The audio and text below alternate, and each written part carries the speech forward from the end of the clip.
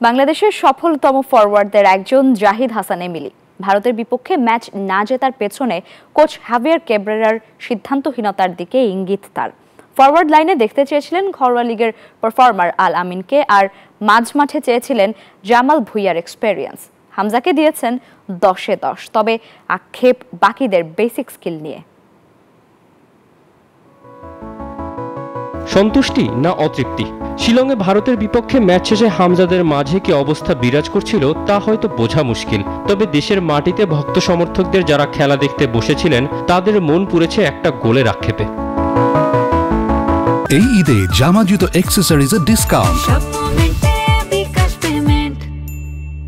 জাতীয় দলের সাবেক ফরওয়ার্ড জাহিদ হাসান এমিলির মতে ফুটবল নিয়ে যে উন্মাদনা শুরু হয়েছিল তার জন্য হলেও ভারতের বিপক্ষে 3 পয়েন্ট খুবই গুরুত্বপূর্ণ ছিল। এই ম্যাচ দিয়েই শুরু হতে পারত ফুটবলের নবজাগরণ। বিকজ হামজা আসার পর অফ দ্য ফিল্ড যেভাবে ফুটবলে হাইপ তৈরি হয়েছিল, ম্যাচটা যদি জিততে পারতাম আপনি চিন্তা করতে পারতেন না ফুটবলটা আসলে কোন অবস্থায় চলে যায়। ইন্ডিয়াকে হারিয়ে এশিয়ান কাপ বাছাই পর্বের প্রথম ম্যাচ জয়, ফুটবলের একটা জাগরণ তৈরি করে ফেলতে পারতাম। আর্মব্যান্ড অন্য কারো হাতে থাকলেও ক্লাসিকোর ময়দানে লাল সবুজদের ফুটবল তারকা হামজা চৌধুরী ছিলেন লিডার। প্রতিপক্ষ দলের ফরওয়ার্ড সুনীল ছেত্রী, লিস্টন কোলাসোদের থামিয়েছেন একের পর এক ট্যাকেলে। চৌধুরী সাহেবের কাছেই পুরো টিম ইন্ডিয়া কুপকাত। এমিলিও তাই হামজাকে দিয়েছেন 10-এ 10।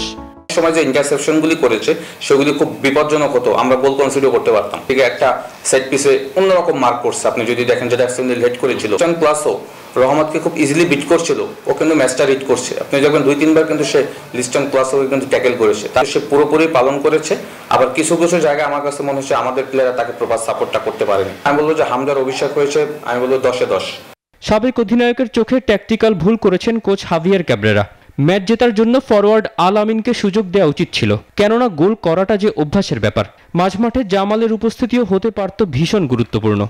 মিডফিল্ডে দেখেন সেকেন্ডটা পুরোটাই কিন্তু ডমিনেট করছে ইন্ডিয়া দল। হ্যাঁ, তো স্পেশালি মিডফিল্ডে হামজা একা পড়ে গিয়েছিল। হামজার সাথে যদি আপনি জামাল এবং বড় সোহেলকে দিতেন, চন্দনকে না দিয়ে ওই সময়টা, আমার কাছে মনে হয় এইটা একটা বড় ভালো সিদ্ধান্ত হতো। Because Jamal is very experience. তারপরে যেটা জনি যে সুযোগগুলি পেয়েছে, শাহরিয়ার ইমন একটা হেডে ওপেন সুযোগ পেয়েছিল, হৃদয় সুযোগ পেয়েছে। ওই সময় যদি ওই পজিশনগুলিতে যদি আলামিন স্ট্রাইকার হিসেবে থাকতো, সে গোল করতে জানে। গোল করা একটা হ্যাবিটের ব্যাপার, অভ্যাসের ব্যাপার। মিডফিল্ডারের প্লেয়ারদের বল হচ্ছে দেয়া, হ্যাঁ, গোল করা হচ্ছে স্ট্রাইকারদের কাজ। সুতরাং আলামিন হয়তো থাকলে ওইগুলি গোলে কনভার্ট করতে পারতো। বাংলাদেশকে এশিয়ান কাপের মূল মঞ্চে দেখছেন এমিলি, সেজন্য দলের ফরওয়ার্ডদের কাজে লাগাতে জানতে হবে কোচিং ইউনিটকে। দুইটা মিলেই কিন্তু হয়েছে কিছু প্ল্যানের। আবার Tausiful Hasan, news 24, Dhaka. Heart attack করে মৃত্যুর মুখ থেকে ফিরে আসার 4 দিন পর আবেগপূর্ণ এক ফেসবুক পোস্টে সবাইকে ধন্যবাদ ও কৃতজ্ঞতা জানালেন তামিম ইকবাল। সবার কাছ থেকে পাওয়া সহযোগিতা, সমর্থন আর ভালোবাসায় আপ্লুত বাংলাদেশের সাবেক এই অধিনায়ক। মাত্র 4 দিনের ব্যবধানে তামিম ইকবাল যেন দেখলেন জীবনের অন্য এক অধ্যায়। লাখো ভক্তের দোয়া ও ভালোবাসায় মৃত্যুর দুয়ার থেকে ফিরেছেন সাবেক এই দেশসেরা ওপেনার। প্রিমিয়ার লিগের ম্যাচ খেলতে নেমে হঠাৎ অসুস্থ হয়ে পড়েন তিনি। দুবার হার্ট অ্যাটাক করার পর রিং পরানো হয় সাবেক এই বাংলাদেশ অধিনায়ককে।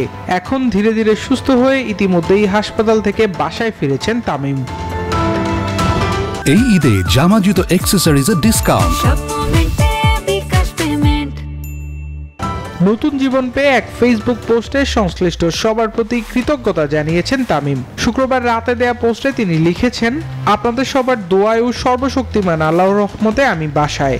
বিকেএসপিতে অসুস্থতার শুরু থেকে যাদের পাশে পেয়েছেন সবার প্রতি কৃতজ্ঞতা জানিয়ে তামিম বলেন, বিকেএসপিতে আমার অসুস্থতার শুরু থেকেই অনেককে পাশে পেয়েছি তাৎক্ষণিকভাবে। ম্যাচ রেফারি দেবুদা, বিকেএসপির চিকিৎসকরা এবং আরও যারা তখন ছিলেন সেখানে, অ্যাম্বুলেন্স ড্রাইভার যে আমাকে তড়িৎ গতিতে নিয়ে গেছেন হাসপাতালে, সকলের প্রতি কৃতজ্ঞতা। এছাড়া তামিম ধন্যবাদ জানিয়েছেন কেপিজে হাসপাতালের চিকিৎসক থেকে শুরু করে সকলকে। তামিম নিজের দেয়া পোস্টে আরো লিখেন, পুরোপুরি সেরে ওঠার পথ এখনো অনেক দীর্ঘ।